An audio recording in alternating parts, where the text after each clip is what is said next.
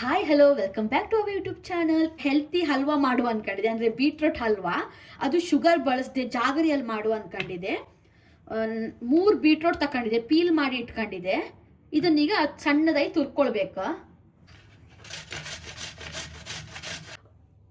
Beetroot 3 ತುರಿದಿಟ್ಕೊಂಡಿದೆ. ಆಮೇಲೆ ತುಪ್ಪ, ನಾ ಅಮೂಲ್ ತುಪ್ಪ ಯೂಸ್ ಮಾಡ್ತಿದ್ದೆ.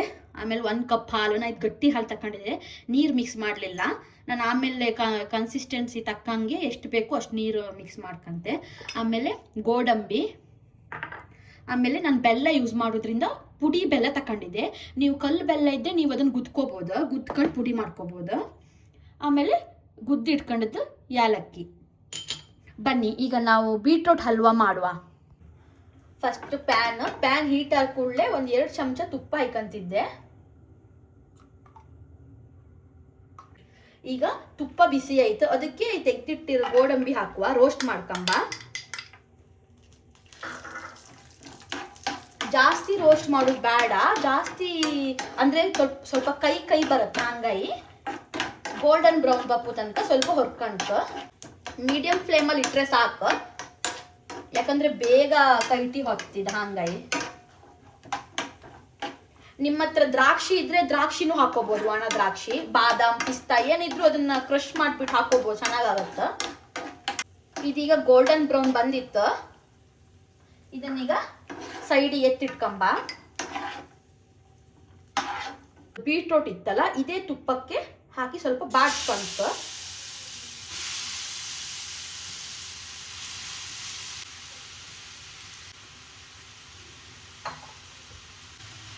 ಈ ತುಪ್ಪದಲ್ಲೇ ಬಾಡಿಸ್ಕೋಬೇಕು, ನೀರು ಹಾಕೋಕ್ಕಿಲ್ಲ. ಹೈ ಫ್ಲೇಮ್ ಇಟ್ಕೋಬೋದು ನೀವು ಇದಕ್ಕೆ ಬಾಡಿಸೋಕೆ. ನೀವು ಫಸ್ಟಿಗೆ ನೀರು ಹಾಕಿದ್ರೆ ಅದು ಟೇಸ್ಟ್ ಚೆನ್ನಾಗಿ ಬರಲ್ಲ. ಅದಕ್ಕೋಸ್ಕರ ಫಸ್ಟ್ ತುಪ್ಪದಲ್ಲಿ ಬಾಡಿಸ್ಕೊಂಡ್ರೆ ನಿಮ್ಮ ಟೇಸ್ಟ್ ಚೆನ್ನಾಗಿ ಬರುತ್ತೆ. ಆಮೇಲೆ ಇದು ನೋಡಿ, ಇವಾಗ ಬಾಡಿದೆ ಬೀಟ್ರೂಟು. ಇದಕ್ಕೆ ನಾವೀಗ ಹಾಲು ಹಾಕೋಬೇಕು. ನಾನು ಇದಕ್ಕೆ ನೀರು ಮಿಕ್ಸ್ ಮಾಡಲಿಲ್ಲ, ಹಾಗಾಗಿ ನಾನು ಇದಕ್ಕೆ ಒಂಚೂರು ನೀರು ಹಾಯ್ಕಂತೆ.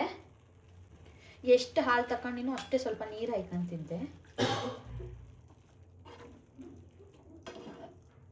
ಇದೀಗ ಇದರಲ್ಲೇ ಫುಲ್ ಬಾಯ್ಲ್ ಆಗಿ ಬೇಯಬೇಕು. ಹಾಲು ಅಂಶ ಅಂಬುದು ಹೋಗಬೇಕು. ಈಗ ಇಲ್ಲಿ ಇಷ್ಟೊಂದು ಹಾಲು ಇದೆಯಲ್ಲ, ಇದೆಲ್ಲ ಅದನ್ನು ಹೀರ್ಕೊಂಡು ಸರಿಯಾಗಿ ಬೇಯಬೇಕು. ಇದೀಗ ನೀರೆಲ್ಲ ಸ್ವಲ್ಪ ಆವಿ ಆಯ್ತು, ನಾನೀಗ ಬೆಲ್ಲ ಹಾಕ್ತಿದ್ದೆ. ನಾನಿಲ್ಲಿ ಬೆಲ್ಲದ ಪೌಡ್ರ್ ಯೂಸ್ ಮಾಡ್ತಿದ್ದೆ. ಕೆಲವರಿಗೆ ಸಿಹಿ ಜಾಸ್ತಿ ಬೇಕಾಗ್ತದೆ, ಕೆಲವರಿಗೆ ಕಮ್ಮಿ ಬೇಕಾಗ್ತದೆ, ಅವ್ರ ಅನುಗುಣ ತಕ್ಕಂಗೆ ಹಾಯ್ಕೊಳ್ಬೋದು. ಇದು ಬೆಲ್ಲ ಆದ್ರಿಂದ ಏನು ಅಷ್ಟೇನು ನಿಮಗೆ ಹೆಲ್ತ್ ಎಫೆಕ್ಟ್ ಆಗ್ತಿಲ್ಲ. ನೀವು ಶುಗರ್ ಯೂಸ್ ಮಾಡ್ರೆ ಮಾತ್ರ ಸ್ವಲ್ಪ ಶುಗರ್, ಈಗ ಎಲ್ಲರೂ ಹೇಳೋದು ಈಗ ಶುಗರ್ ತಿನ್ಬಾರ್ದಂತ, ಹಾಗಾಗಿ ಎಲ್ಲರೂ ಜಾಗ್ರಿನೇ ಯೂಸ್ ಮಾಡ್ತಾರೆ ಈಗ ಆಲ್ಮೋಸ್ಟ್. ನಿಮಗೆ ಸ್ವೀಟ್ ಜಾಸ್ತಿ ಬೇಕಾದರೆ ಜಾಸ್ತಿ ಹಾಕ್ಕೊಳ್ಳಿ, ಕಮ್ಮಿ ಬೇಕಾದರೆ ಕಮ್ಮಿ ಹಾಕ್ಕೊಳ್ಳಿ. ನೀವು ಈ ಬೀಟ್ರೂಟ್ ಥರ ಕ್ಯಾರೆಟು ಮಾಡ್ಕೋಬೋದು, ಕ್ಯಾರೆಟಿಗೂ ನೀವು ಬೆಲ್ಲ ಹಾಕ್ಬೋದು, ಚೆನ್ನಾಗಾಗತ್ತೆ. ಕೆಲವರು ಎರಡು ಮಿಕ್ಸ್ ಮಾಡಿನೂ ಮಾಡ್ತಾರೆ, ಅದು ಚೆನ್ನಾಗಾಗತ್ತೆ. ಇದೀಗ ಈ ಹಾಲೆಲ್ಲ ಫುಲ್ ಡ್ರೈ ಆಗಬೇಕು, ಅಷ್ಟು ತನಕ ಹೈ ಫ್ಲೇಮಲ್ಲೇ ಇಡ್ತೆ ನಾನು.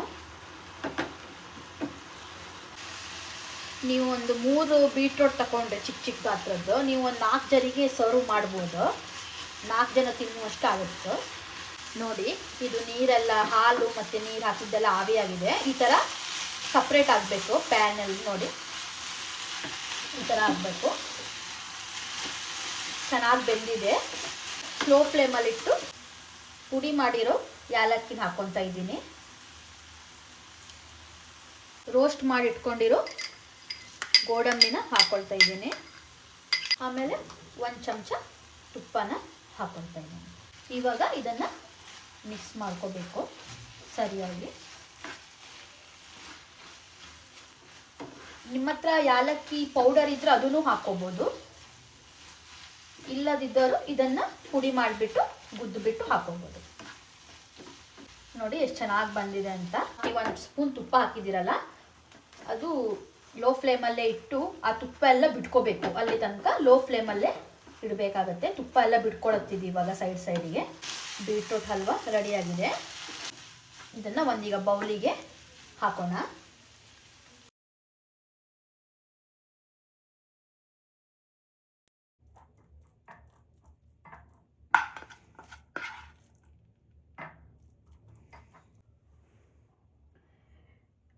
ಕಂಡ್ರೆ ಅಲ್ಲ, ಇಷ್ಟು ಬೇಗನೆ ಕ್ವಿಕ್ಕಾಗಿ ಆಗುವಂಥ ಬೀಟ್ರೋಟ್ ಹಲ್ವಾ.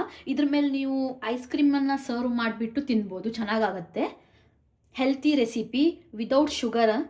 ನೋಡಿ, ನನ್ನ ಈ ವಿಡಿಯೋ ಇಷ್ಟ ಆಗಿದ್ದರೆ ಲೈಕ್ ಮಾಡಿ, ಶೇರ್ ಮಾಡಿ, ಸಬ್ಸ್ಕ್ರೈಬ್ ಮಾಡಿ.